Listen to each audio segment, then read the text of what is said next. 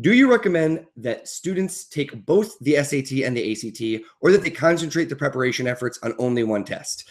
And the really quick answer to this one is absolutely concentrate. You must concentrate. There's no point in studying for both.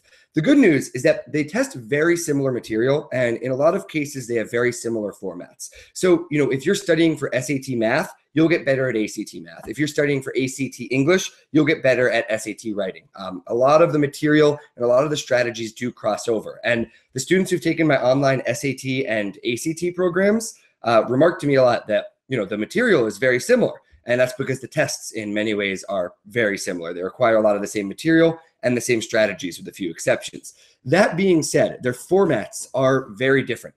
And you really want to find the one that's best for you and launch in.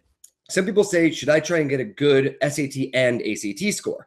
And there's really no point in doing that. And the reason that that's pointless is that they both measure the same thing. How good are you at taking sort of a numerically based standardized test? So the analogy I always make is, you go up to somebody and you say, I'm 6 feet tall and I'm also 2 yards tall.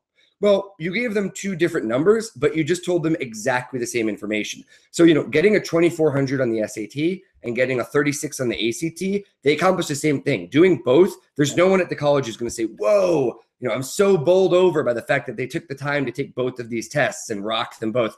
It doesn't matter. And remember that the SAT and the ACT have one purpose, which is to get your binder opened, right? They're not looking at your scores after the fact. They're looking at your scores right up front.